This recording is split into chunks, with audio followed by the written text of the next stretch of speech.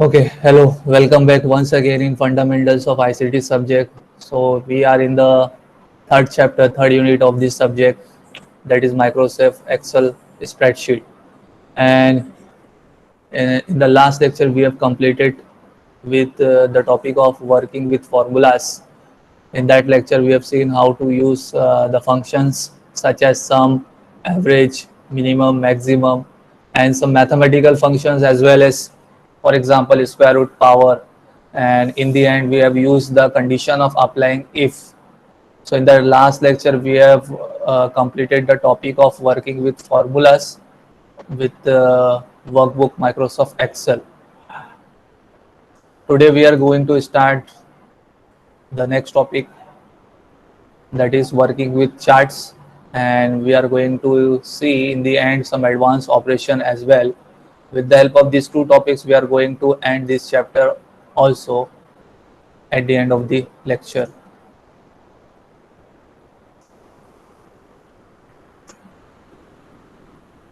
So we are working in this particular Excel sample data.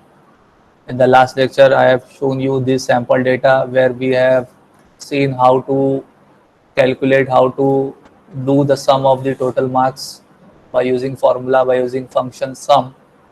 As well as we have seen some more functions for finding the average of marks, minimum of marks, maximum of marks, and in the end we have applied the condition of if also. How we are able to apply the if condition? If the condition is satisfied, it is going to show the statement in favor also, and if the condition is not satisfied, it is going to show the unfavorable condition also. So with the help of this, we have completed till here the applying of if condition also. Now today we have to see in our next part is working with charts. So today we are going to see how we are able to make and implement the chart, different charts on our sample data, whatever the data we are putting on our worksheet. So how to represent it in the form of charts as well as. So introduction to charts, overview of different types of charts, bar, pie, line charts, creating and editing charts, and we are going to see what are the different options related with chart also, that is chart title, axis title, legend, data labels, axis, grid lines, moving chart in a separate sheet. So this all the contents are related with working with charts. First of all, we are going to see how we are able to make the use of chart also on our sample data.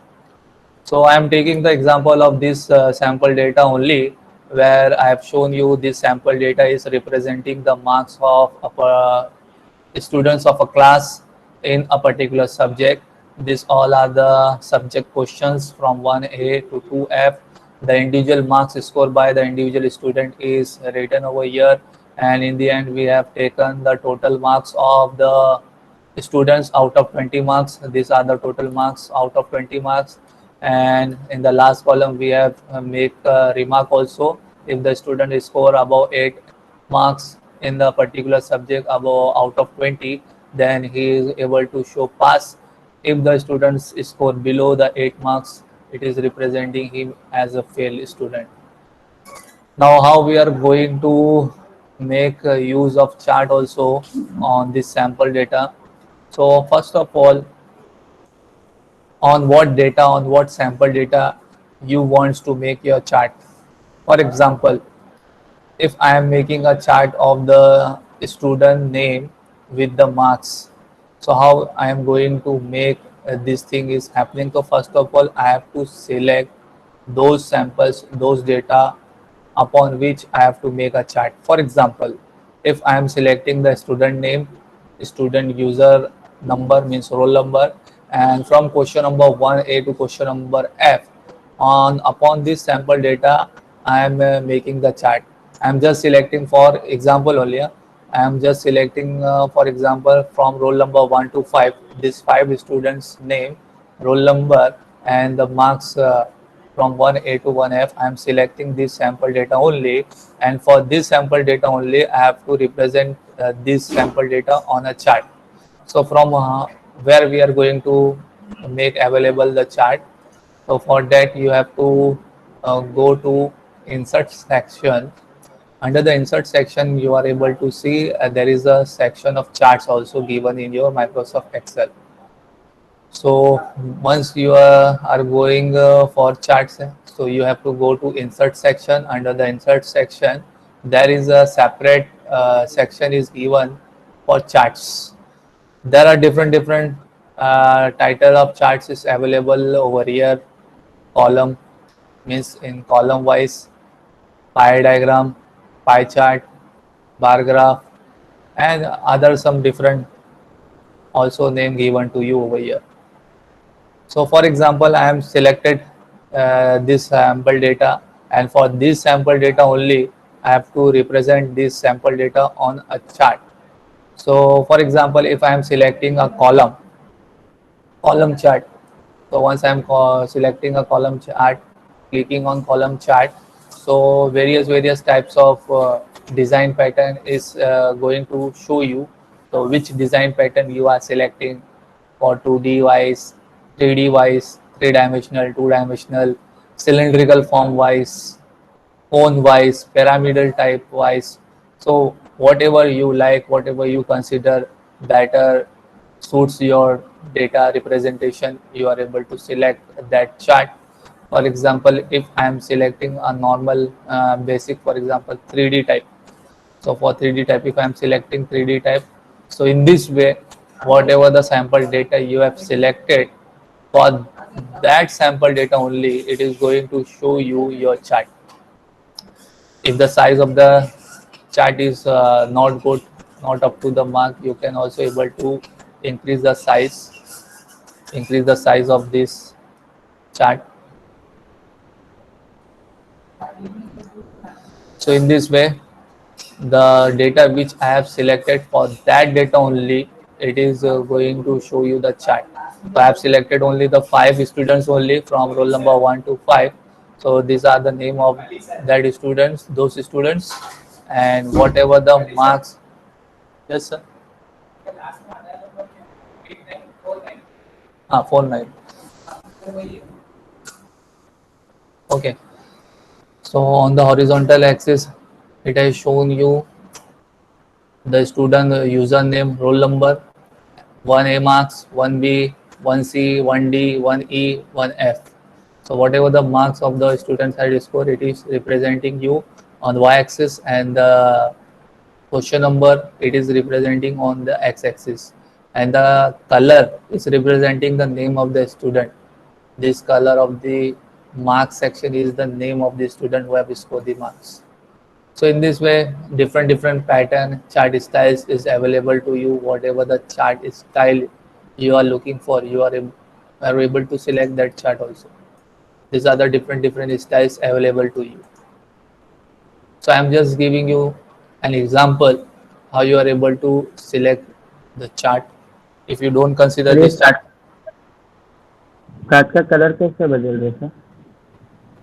यहाँ पे ऊपर styles दिया हुआ है, chart styles करके दिया हुआ है आपको ऊपर इधर पे दिखेगा। जब आप चार्ट को लेके आ गए, तो जब चार्ट को लेके आ जाते हैं ना, तो ऑटोमेटिकली उसके ऑप्शंस भी अवेलेबल हो जाते हैं। देखो चार्ट टूल्स करके, तो ऑटोमेटिक ये डिज़ाइन में ही आपको दिख रहा है इधर पे चार्ट के स्टाइल्स। तो यहाँ पे आप इस तरीके से ये चार्ट के स्टाइल्स में जो स्टाइल्स आपको चाहिए, वो स्टाइल के हिसाब से आप इधर पे इसको सिलेक्ट कर सकते हो। इधर यहाँ पे दिया हुआ है ये चार्ट का स्टाइल, यहाँ पे दिख रहा है। ये यहाँ पे हम लोग यहाँ से ये स्टाइल में से सिलेक्ट कर रहे हैं, तो ये कलर चेंज हो रहा है इधर पे। Okay, clear?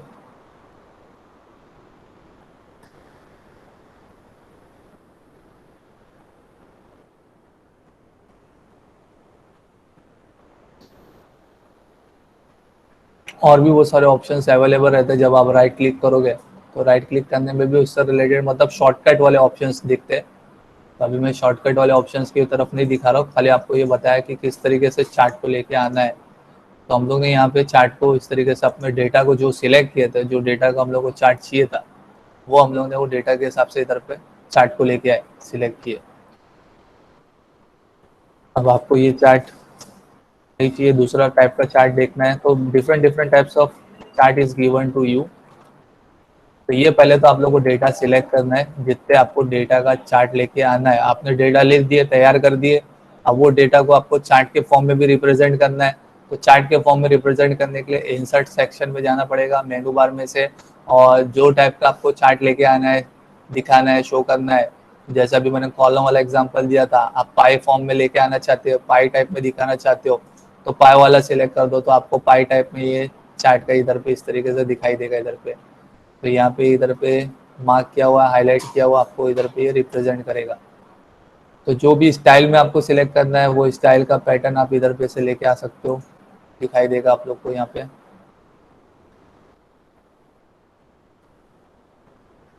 इसके बाद अगर अभी आपको दूसरी चीज़ दूसरे फॉर्म में लेके आना है, तो यहाँ पे सिर्फ एक चीज़ मुझे खाली यहाँ पे ये समझाना था कि आप चार्ट को किस तरीके से लेके आ सकते हो। अब इसके बाद इसके अलावा और क्या करने का है, वो ऑप्शन जो दिया हुआ है वो हम लोग अभी अंडरस्टैंड करने का। दूसरा ऑप्शन क्या क्या दिया हुआ है, अभी एक नॉर्मल में 2D बार 3D बार कौन सा भी बार का फॉर्म का चार्ट लेके आ जाता हूँ। तो ये बार फॉर्म का ये चार्ट मैंने लेके आ गया। अब इससे रिलेटेड और क्या क्या ऑप्शन है वो अभी हम लोग को डिटेल में अंडरस्टैंड करना है।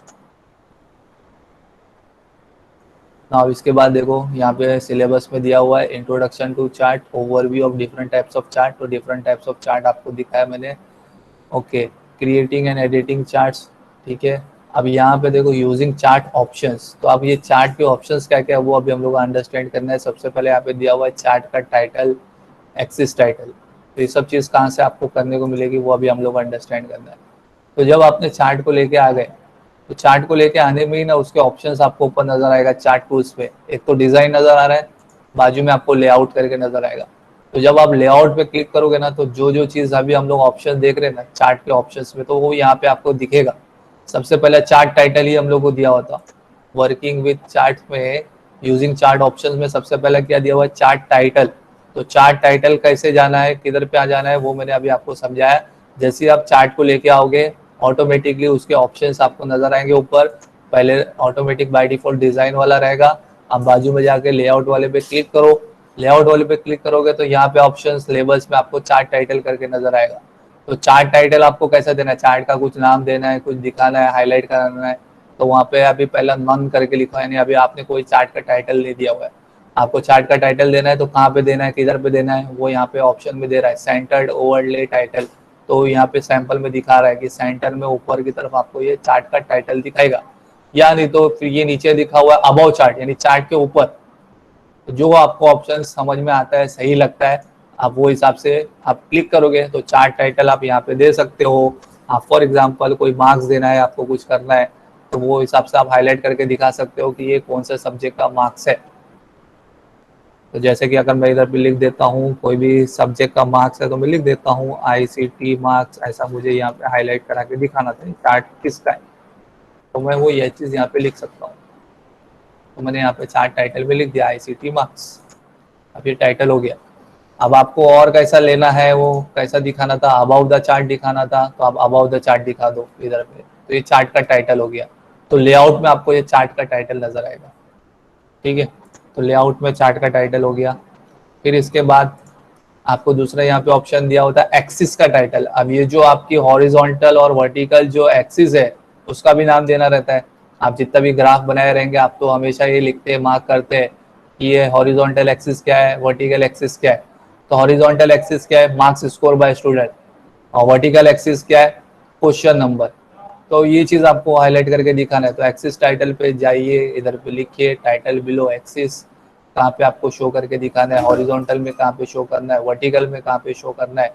हॉरिजॉन्टल एक्सिस में मेरे को कहाँ पे शो करना है, तो इसका सैंपल भी इधर पे दिखाता है। यहाँ पे do not display an axis title, यानी एक्सिस टाइटल को डिस्प्ले मत करो। यहाँ पे लिखा हुआ है टाइटल बिलो एक्सिस, तो टाइटल को शो करो एक्सिस के नीचे। तो एक्सिस के नीचे जो एक्स एक्सिस वाली लाइन है उसके नीचे, तो यहाँ पे देखो आ गया एक्सिस टाइटल। अब आपको क्या शो कराने का है उधर पे, तो आप इधर पे लिख सकते हो मार्क्स, आप लिख सकते हो मार्क्स। आप मार्क्स लिख देंगे तो वहाँ पे मार्क्स लिख के दिखाएगा। तो हॉरिजॉन्टल में मार्क्स आ गया। अब इसी तरीके से आपको वर्टिकल का भी देना था, वर्टिकल का भी कुछ हाईलाइट कराना था, तो प्राइमरी वर्टिकल एक्सिस में नन है। यहाँ पे लिखा हुआ है रोटेटेड टाइटल, तो इसका सैंपल इधर पे दिख रहा है, rotated title, vertical title, horizontal title, यानी और वर्टिकल के लाइन में हॉरिजॉन्टल के फॉर्म में दिखाएगा नाम। तो जो फॉर्म में आपको चाहिए, रोटेटेड टाइटल, यानी इस तरीके से हम लोग हमेशा रिप्रेजेंट करते हैं। तो वर्टिकल सेक्शन में इस तरीके से मार्क्स को हाईलाइट कराते हैं। तो यहाँ पे आप लिख सकते हो क्वेश्चन नंबर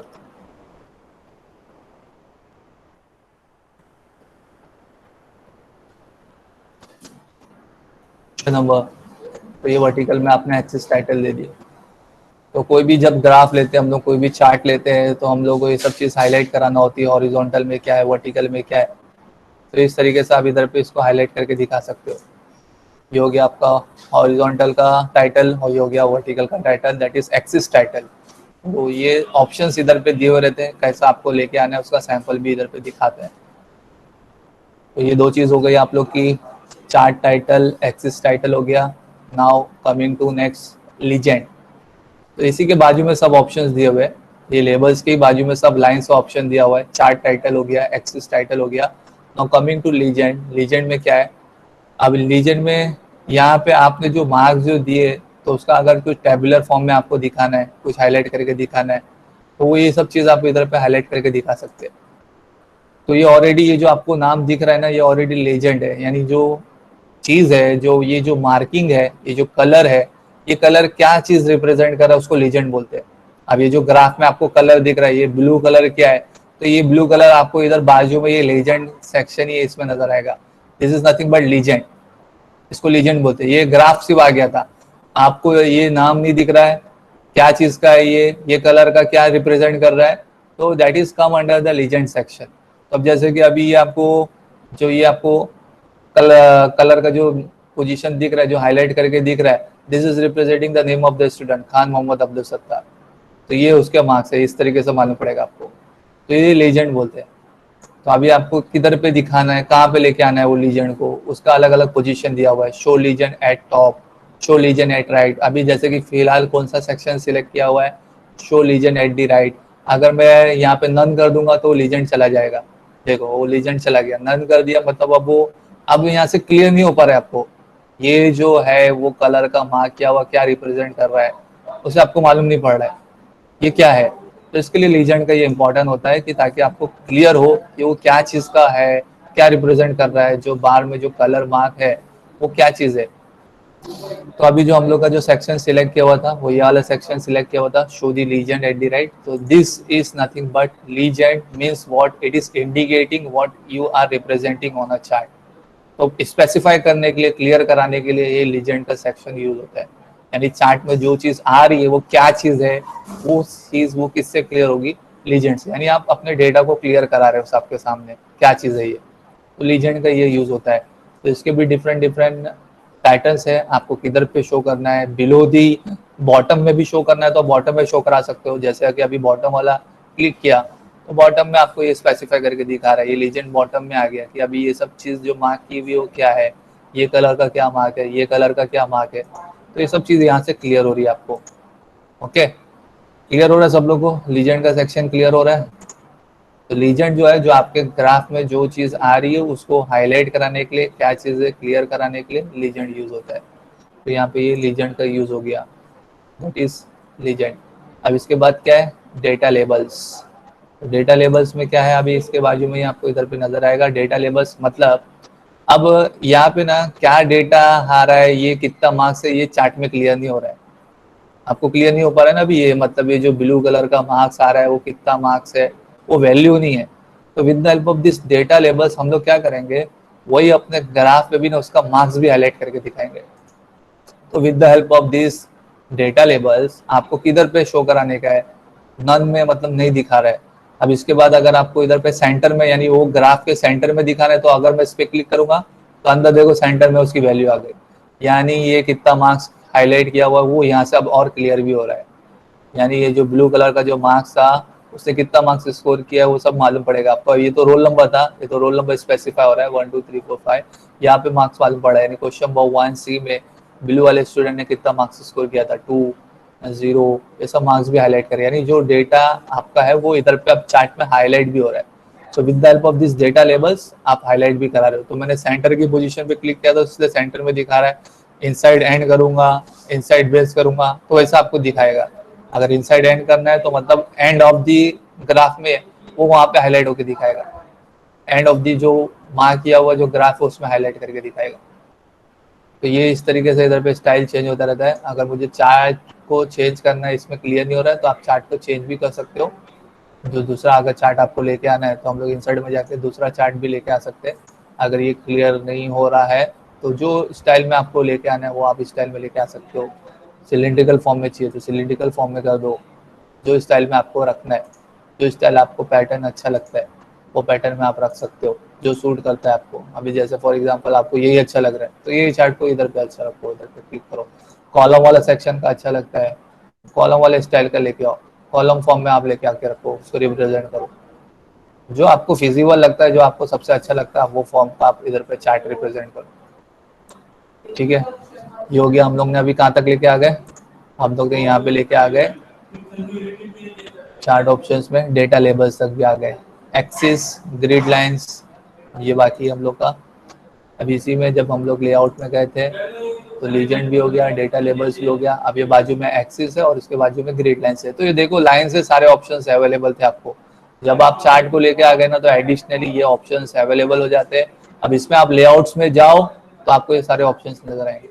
अभी एक्सिस की बात चली थी, तो एक्सिस को कैसा लेके आना है, किधर पे मार्क करके दिखाना है, आपको कैसा एरो मार्क शो कराना है, तो आप इधर पे इस तरीके से सिलेक्ट करके शो करा सकते हो। हॉरिजॉन्टल का कैसा शो कराना है, शो लेफ्ट टू राइट, मतलब डेटा ऐसा फ्लो है तो आप उस तरीके से हाईलाइट करके दिखा सकते हो, data is flowing from left to right.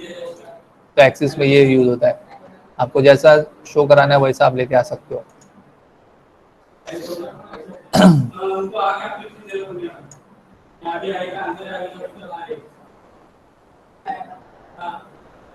तो एक्सिस का ये यूज होता है कि आपको डेटा किस फॉर्म में लेके आना है, किस तरीके से क्लियर कराना है। यहाँ पे एक्सिस में आपको दिखेगा प्राइमरी वर्टिकल एक्सिस में, तो यहाँ पे भी आपको किस तरीके से पोजीशन में लेके आना है, कैसा शो कराना है, वो आप इधर पे हाईलाइट करके दिखा सकते हो। ये सब सैंपल इधर पे बना हुआ रहता है, बाजू में सैंपल दिया हुआ रहता है। तो कैसा आपको हाईलाइट कराना है, कैसा आपको शो कराना है, वो ये चीज़ यहाँ से क्लियर हो जाएगी आप लोग को। लास्ट इसमें क्या था, ग्रिड लाइंस। ग्रिड लाइंस मतलब इधर पे सैंपल में मार्क किया हुआ है, आपको कुछ ग्रिड लाइंस के फॉर्म में दिखाना है। जैसे लाइन जो है वो इज नथिंग बट वो ग्रिड लाइन का ही फॉर्म है। Major and minor grid lines, minor grid lines, major grid lines, ये हो गई ग्रिड लाइंस। तो ये ग्रिड लाइंस आ गई, मतलब थोड़ा डेटा को क्लियर कराने के लिए, व्यू कराने के लिए एक grid lines. Primary vertical, vertical form में चाहिए आपको, वर्टिकल फॉर्म का भी ग्रिड लाइंस आ गया। So this is all, nothing but ये क्या ऐसा है कि चार्ट के ऊपर आप किस तरीके से रिप्रेजेंट कर सकते हो, काम कर सकते हो, ये सारा ऑप्शन अवेलेबल आपके पास था।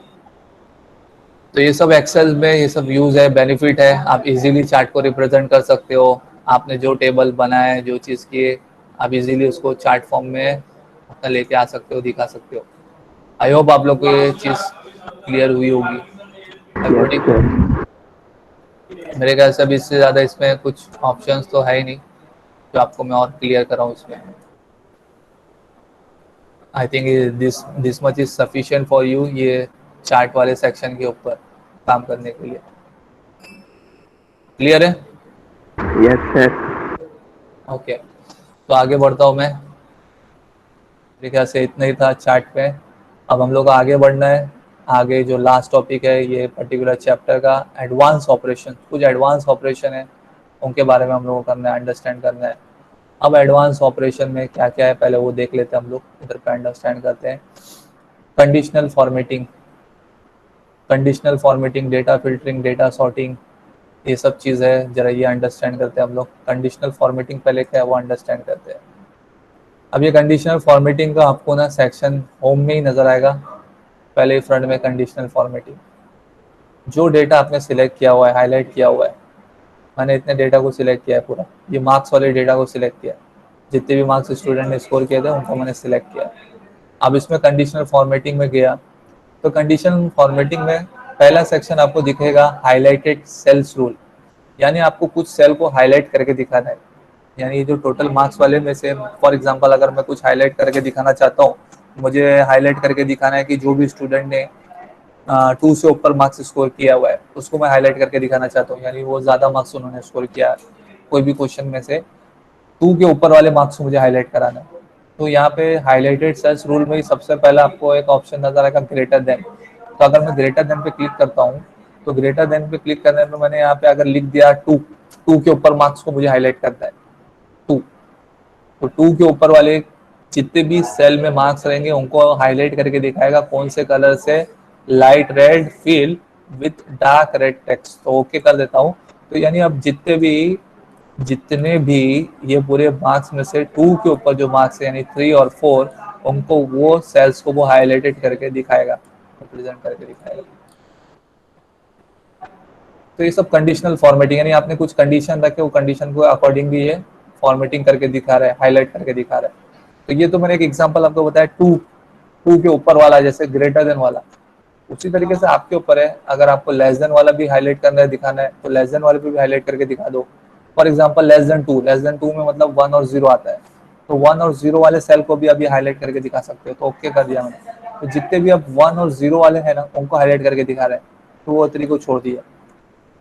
ठीक है, लेसर देन 2 में 1 और 0 वाले सेल को क्या कर रहा है, हाईलाइट। यानी आपको कभी शो करना होता है ना कि कितने सारे स्टूडेंट ने जो अटेम्प्ट नहीं किया या 0 मार्क्स लेके आया, तो वो हाईलाइटेड, यानी कौन से क्वेश्चन है जहाँ पे सब लोग ने ज़्यादा 0 मार्क्स किए या अनअटेम्प्टेड किए, ऐसा कुछ आपको हाईलाइट करके दिखाना है। तो ये सब कंडीशनल फॉर्मेटिंग में आता है। तो ये कंडीशनल फॉर्मेटिंग में आप कुछ कंडीशन देके फॉर्मेट कर दो, तो उतने सेल्स आपके क्या हो गए भैया, हाईलाइट हो गए, नजर आ रहे हैं। तो ऐसे बहुत सारे हैं, इसमें तो बहुत सारे दिया हुआ है। मैंने सिर्फ आपको ग्रेटर देन बताया, लेस देन बताया। आप कुछ बिटवीन द रेंज वाला भी बता सकते हो, यानी इतने से इतने रेंज वाले मार्क्स के स्टूडेंट को हाईलाइट करना है, या एग्जैक्टली इक्वल टू ये सेल को हाईलाइट करना है, या अकॉर्डिंगली आपके हिसाब से आप अपने हिसाब से दिखा सकते हो। टॉप 10 आइटम्स को हाईलाइट करना है, टॉप 10% वाले को हाईलाइट करना है। तो एक कंडीशनल फॉर्मेटिंग में अकॉर्डिंगली आप यहाँ पे क्या कर सकते हो, कंडीशन के हिसाब से उन सेल्स को हाईलाइट करके दिखा सकते हो। तो ये कंडीशनल फॉर्मेटिंग का था। समझ में आया आप लोगों को conditional formatting? Yes sir. Okay,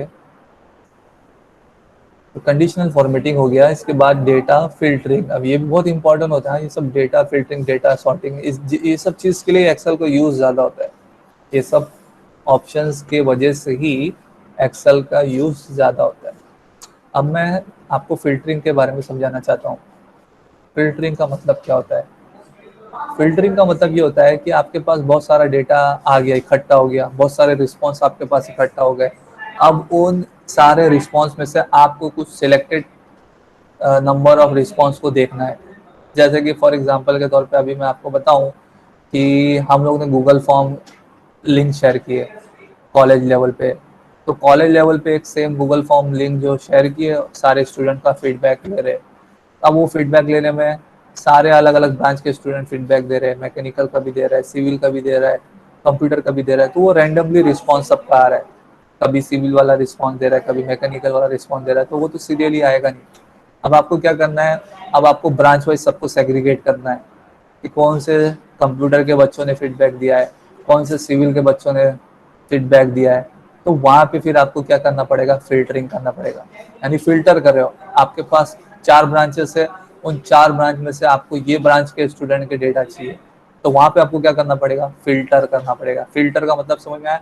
आपको जो चीज़ की डेटा की रिक्वायरमेंट है सिर्फ आपको वो ही हाईलाइट कराना है, बाकी सबको अनहाईलाइट कराना है। बाकी सबको आपको नहीं चाहिए, सिर्फ आपको जो डेटा की अभी रिक्वायरमेंट है सिर्फ वही आना चाहिए।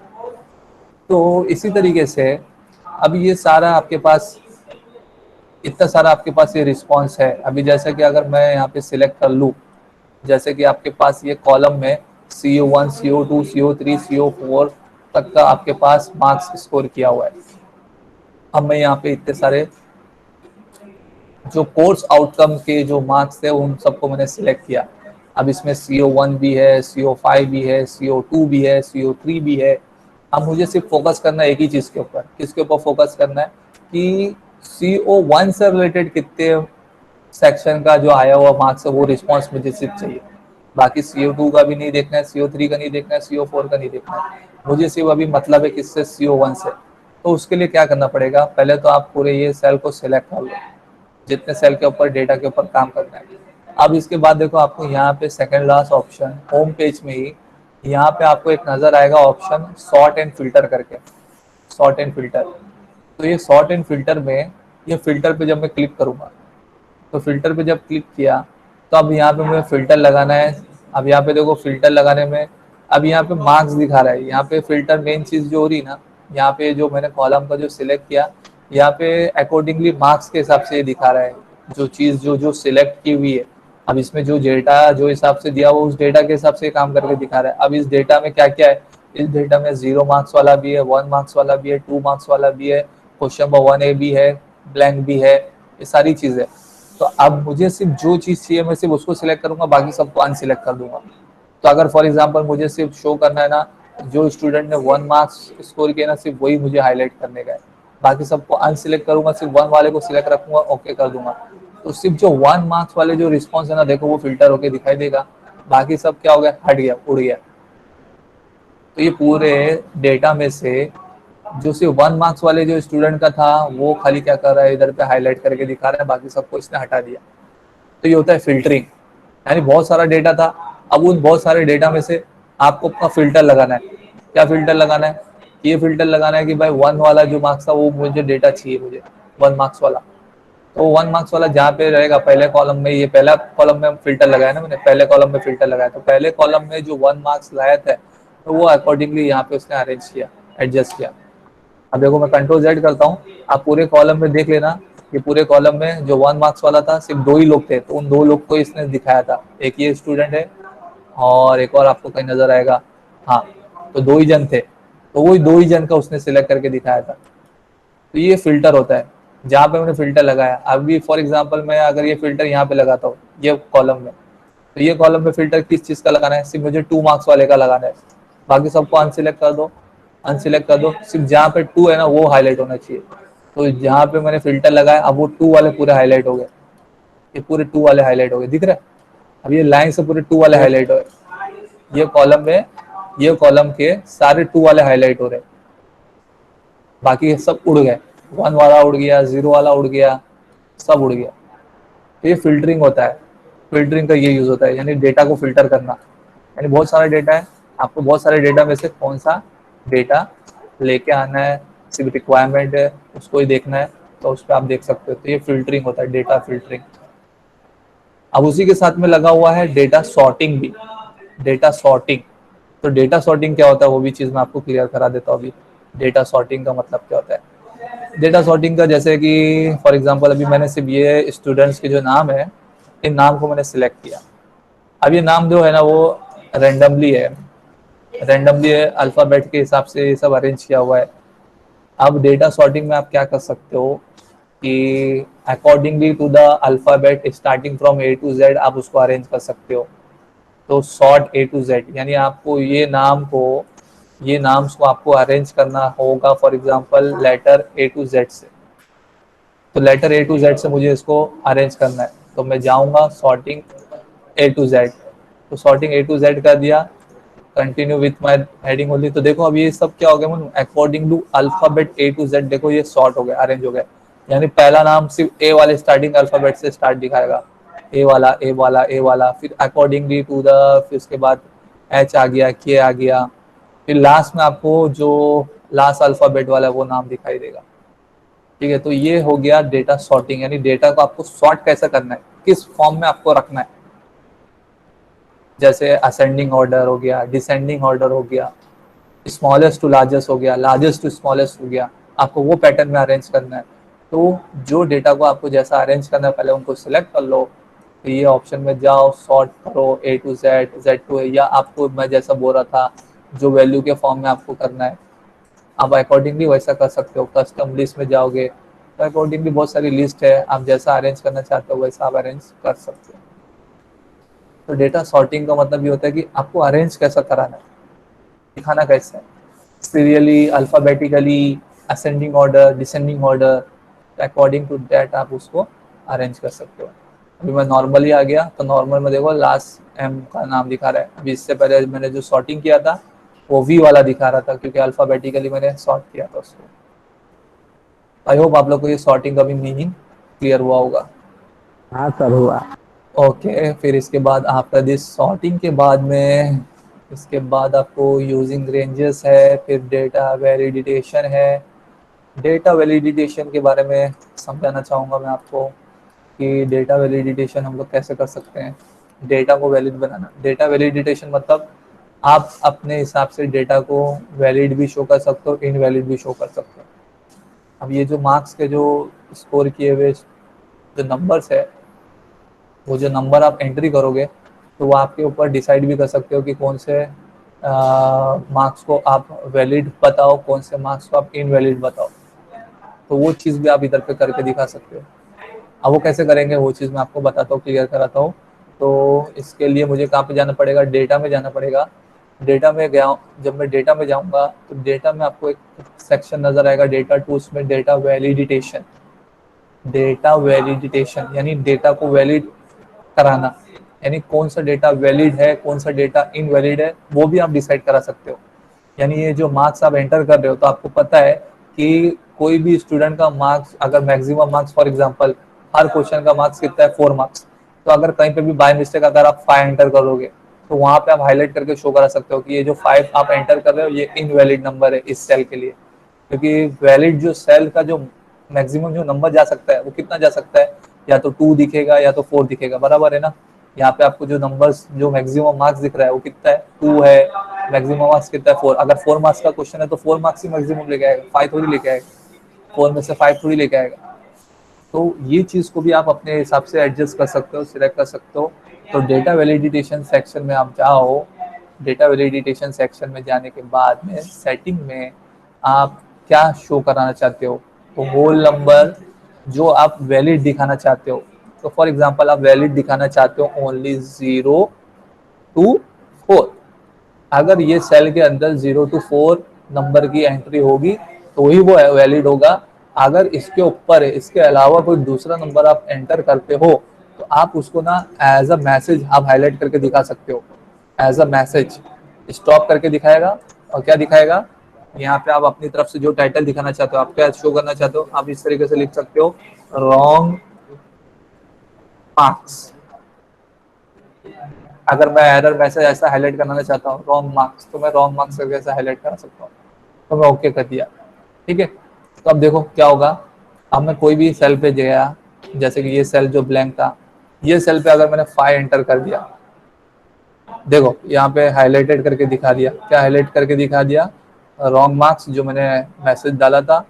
अब ये रिट्राई करने के लिए बोल रहा है, तो ये रिट्राई करने बोले, यानी मैंने गलती से 5 डाल दिया, क्योंकि 5 मार्क्स अब मैंने क्या शो किया इधर पे, वैलिड नहीं शो किया, इनवैलिड शो किया, तो वो इनवैलिड को हाईलाइट करके दिखाया था। तो इस तरीके से मैं उसको वापस से क्या कर दूंगा, करेक्ट कर दूंगा, 4 कर दूंगा। अब देखो कोई मैसेज नहीं आया, अब कोई मैसेज नहीं आया। तो अगर मैं रॉन्ग एंट्री करूंगा, 5 कर दूं, 6 कर दूं, तो जैसे ही रॉन्ग एंट्री करूंगा देखो ये पॉपअप आएगा, हाईलाइट होके दिखाएगा रॉन्ग मार्क्स है, रिट्राई करो। तो रिट्राई करके अब मैं अगर मैं 0 to 4 के बीच में कोई भी नंबर लेता हूँ, 2 कर देता हूँ, तो 2 को भी एंट्री करूंगा तो भी वो वैलिड कर देगा, ले लेगा। तो इज दैट क्लियर, समझ में आ गया आप लोग को डेटा वैलिडिटेशन। तो डेटा वैलिडिटेशन हम लोग अपने हिसाब से डिसाइड कर सकते हैं इन पर्टिकुलर सेल्स में कौन से नंबर को वैलिड रखने का, कौन से नंबर को इनवैलिड रखने का। तो ये डेटा वैलिडिटेशन हो गया। तो ये डेटा वैलिडिटेशन भी हो गया। अब लास्ट चीज इसके अंदर बची हुई है जो प्रिंटिंग के बारे में है, कि आपने आपने सारा काम कर लिया, अब वो आपको अपना जो डेटा है वो प्रिंट करना है। तो प्रिंट की सेटिंग वगैरह कैसे करते हैं, उसका पेज का सेटअप कैसे करते हैं, वो चीज़ लास्ट इसमें बता के फिर हम we are going to end this hour lecture and this chapter also. तो ये जो डेटा आपने बनाया है, ये जो पूरा आपने जो लिखा हुआ है, अब इसको आपको प्रिंट चाहिए। तो प्रिंट के लिए आप जाओगे प्रिंट में। सर हेलो, बोलो, कोई डाउट था क्या? प्रॉब्लम क्या प्रॉब्लम है? मेरे को लगा मेरा नेटवर्क प्रॉब्लम तो मैं अटक गया, इसलिए हेलो किया देखने के लिए। हाँ, तो आपका अभी भी नेटवर्क प्रॉब्लम, आवाज़ क्लियर नहीं हो रही थी। हाँ ठीक है, चलो मैं प्रिंट बता रहा हूँ जल्दी फटाफट।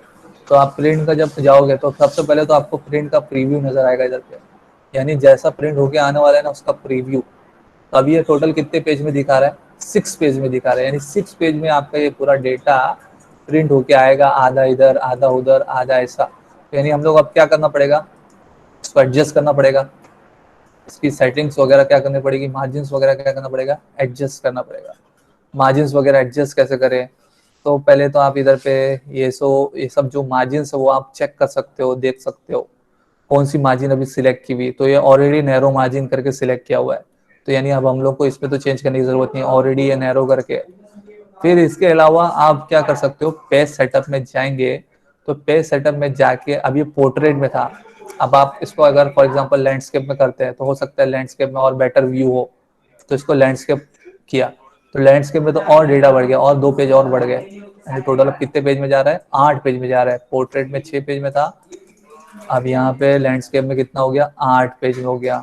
और भी आप इसकी सेटिंग कर सकते हो, जैसा कि एडजस्ट टू, अब ये 100% है बाई डिफॉल्ट, अगर इसकी साइज आप इंक्रीज डिक्रीज करते हो, फॉर एग्जाम्पल मैं इसको लेके आता हूँ 80% पे, तो 80% पे लेके आने पे अब ये इसकी साइज एडजस्ट हो गई, अब ये 6 पेज में आ गया। लेकिन ये जो कॉलम जो है वो एक्स्ट्रा जा रहा है, जो कॉलम है लास्ट का कॉलम वो एक्स्ट्रा पेज पे जा रहा है, तो ये चीज को हम लोग एडजस्ट करना पड़ेगा, कम करना पड़ेगा।